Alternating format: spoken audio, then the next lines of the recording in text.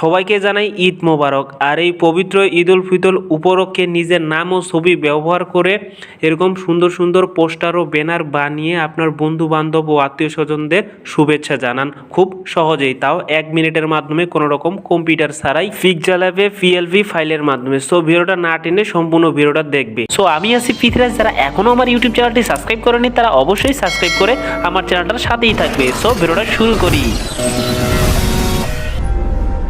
So প্রথমে আমরা এই ভিডিও ডেসক্রিপশন বক্স থেকে এই 3টা ফাইল আমরা ডাউনলোড করে নিব, যার যেটা ভালো লাগে সেই ফাইলটা আপনারা ডাউনলোড করে নেবেন। সো চাইলে আপনারা 3টাই ডাউনলোড করে নিতে পারেন, ডাউনলোড করে নিয়ে দেখতে পারেন, যেটা ভালো লাগে সেটা আপনারা ব্যবহার করে শুভেচ্ছা জানাতে পারেন। সো এইভাবে আপনারা ডাউনলোড করবেন। সো ডাউনলোড যখন আপনার করা শেষ হবে তখন আপনারা চলে যাবেন PixelLeb অ্যাপসে। আর যাদের PixelLeb অ্যাপস নাই তারা গুগল প্লে স্টোর থেকে ডাউনলোড করে নিতে পারেন। সো PixelLeb অ্যাপসে ঢোকার পর এরকম চাইবে, সো ক্যান্সেল করে দিবেন। সো ক্যান্সেল করে দেওয়ার পর উপরে দেখবেন যে 3 ডট নামের যে অপশনটা আছে, এখানে 3 ডটে ক্লিক করবেন। সো আমি 3 ডটে ক্লিক করলাম, করার পর এখন যে ওপেন পিএলপি ফাইল নামের যে অপশনটা আছে এই অপশনে ক্লিক করবেন। সো ক্লিক করার পর আবার ওপরে দেখবেন যে পিএলপি নামের যে অপশনটা আছে, এখানে আবার আপনারা ক্লিক করবেন। সো ক্লিক করার পর এখানে আপনারা দেখবেন যে কোন ফোল্ডারে আপনারা ডাউনলোড করছেন ওই 3টা ফাইল, পিএলপি ফাইলগুলো ডাউনলোড করছেন। না পাইলে আপনারা উপরে এখানে ব্যাক চিহ্ন আছে, ব্যাক আসবেন, ব্যাক আসে আবার খুঁজবেন যে কোথায় আপনারা ডাউনলোড করছেন। সো খোঁজার পর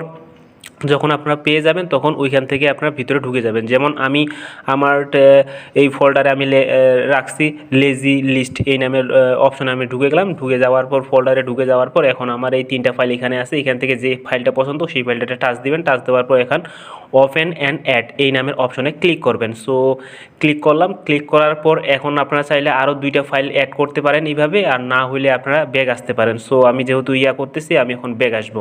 সো ব্যাগ আসার পর এখন আপনাদের প্রথম কাজ হচ্ছে আপনাদের ফটোটা এখানে অ্যাড করা। সো ফটোটা অ্যাড করার জন্য এই অ্যানিমেশন ফটোটাতে টাচ দিবেন। সো টাচ দেওয়ার পর আপনারা সাইডে যে ডিলেট নামের অপশন আছে বাম পাশে, এই ডিলেট নামের অপশনে ক্লিক করবেন। সো ডিলেট নামের অপশনে ক্লিক করলেই কিন্তু ডিলেট হয়ে যাবে। সো এখন আপনাদের ফটোটা যেহেতু অ্যাড করবেন সেক্ষেত্রে ওপরে প্লাস আইকনে আপনারা ক্লিক করবেন। সো ক্লিক করার পর এই যে ফ্রম গ্যালারি নামের অপশনে এখানে ক্লিক করবেন। সো গ্যালারি থেকে আপনার ফটোটা আপনারা সিলেক্ট করবেন। সো আমি আমার ফটোটা সিলেক্ট করতেছি, আর সিলেক্ট করা ফটোটা কিন্তু অবশ্যই পিএনজি ফাইল হতে হবে। আর পিএনজি ফাইল কীভাবে করবেন, ব্যাকগ্রাউন্ডটা চেঞ্জ করবেন সেটা আমি ভিডিওর শেষে দেখাবো।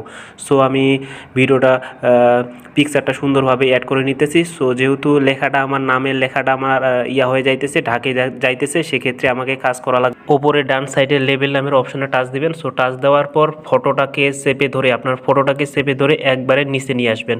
সো নিচে নিয়ে আসবেন, ওই যে হলুদ ইয়েলো কালারের নিচে নিয়ে আসবেন। সো নিচে নিয়ে আসে দেখবেন যে আপনার ফটোটা ভিতরে ঢুকে গেছে। সো আপনার সুন্দরভাবে অ্যাডজাস্ট করে নেবেন, ফটোটা যত দূর হয় সেভাবে আপনারা অ্যাডজাস্ট করে নেবেন। সো অ্যাডজাস্ট করে নেওয়ার পর আপনাদের ফটোটার কাজ শেষ।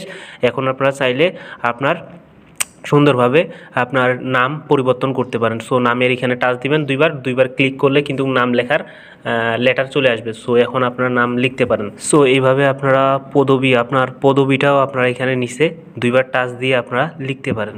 সো এখন সব কিছু ঠিক থাকলে উপরে সেভ বাটনে দিয়ে নিচে সেভ অ্যান্ড ইমেজ নামের যে অপশনটা আছে এই সেভ অ্যান্ড ইমেজ নামের অপশনে ক্লিক করবেন। সো আমি সেভ অ্যান্ড ইমেজ নামের অপশনে ক্লিক করলাম। সো ক্লিক করার পর এখন দেখেন যে আপনাদের কাস্টম নামের যে অপশনটা আছে এই কাস্টমে টাচ দেবেন। টাচ দেওয়ার পর আপনার বিভিন্ন কোয়ালিটি ডাউনলোড দিতে পারবেন, যেমন হাই কোয়ালিটি, লো কোয়ালিটি যেটা দিবেন সেটা সেভ টু গ্যালারিতে দিবেন। সো দেওয়ার পর কিন্তু আপনাদের সেভ হয়ে যাবে গ্যালারিতে। তারপর আপনারা শেয়ার করতে পারবেন যে কোনো জায়গায়, ফেসবুকে বিভিন্ন জায়গায় শেয়ার করতে পারবেন। সো এখন দেখাবো কিভাবে আপনার ছবিতে ব্যাকগ্রাউন্ড চেঞ্জ করে পিএনজি ফাইল তৈরি করবেন। তার জন্য আপনাদের যে কোনো একটা ব্রাউজারে চলে যাওয়া লাগবে এবং ব্রাউজারে চলে যাওয়ার পর remove.bg এই ওয়েবসাইটে চলে যাওয়া লাগবে। সো চলে যাওয়ার পর ওপরে যে আপনারা আপলোড ইমেজ নামের অপশনটা দেখতে পাচ্ছেন, সেইখানে আপলোড অ্যান্ড ইমেজের এই অপশনে ক্লিক করলে আপনাদের গ্যালারিতে নিয়ে যাবে এবং গ্যালারিতে নিয়ে যাওয়ার পর বিভিন্ন ফটো আসবে। এই ফটোটা সিলেক্ট করলেই কিন্তু আপনাদের এখানে পিএনজি সাইজের ব্যাকগ্রাউন্ড কিন্তু চেঞ্জ হয়ে যাবে। সো খুব